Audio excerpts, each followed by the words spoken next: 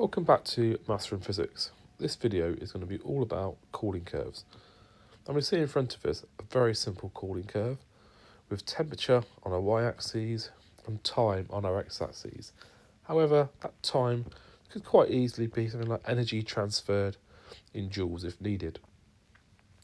Now, with our cooling curve here, we can see right at the top at the lowest time and the highest temperature, we have a gradient, and that gradient is going to be when our particles are going to be in a gas state. Now it's going to cool, so they're going to be losing energy, and that's key as we go along. So that gas will then turn into a liquid, which will then later be a solid. Now we've got to be aware of the phase changes. So gas into a liquid, we should know, is called condensation, and that's what we see in our mirrors when we have hot water to the cold mirror and that water appears. And that's when you do it in your little finger, you write in there, I love physics. And then liquid to a solid, we call that freezing. So when we look at a particle line for a gas, we should know that gases are moving chaotically in all random directions at different speeds as well. So different directions and different speeds.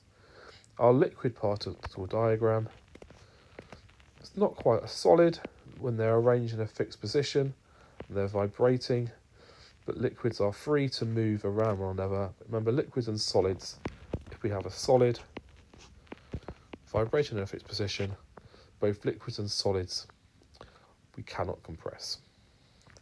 So between a gas and a liquid, like we said, we have this condensation. And between a liquid and a solid, we have this freezing. And that's the changes of state.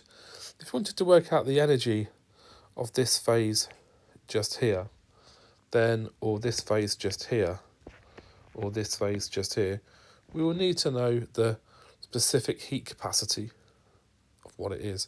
So this topic is also slightly linked to specific heat capacity, and also if we wanted to work out the energy needed for the change of state, which is where we have these horizontal plateau lines, we call that energy needed for that change of state, that's our latent heat. More on those calculations in later videos. But what's happening in the cooling curve very simply is that the particles, as we go along in this direction, let's just change colour a second, in this direction here, they're going to be losing energy. So we're going to lose energy, and that's going to be losing kinetic energy. And as they lose that kinetic energy, the particles between them, as you can see here, going from this gaseous state here to a liquid state, the particles are getting closer together. So they're increasing their attractive forces. Now this is where some people get a little bit confused with some of the wording between forces and bonds. Now in actual fact, what we're talking about here are really what we want to call the strong intermolecular bonds. And they are the forces between the molecules.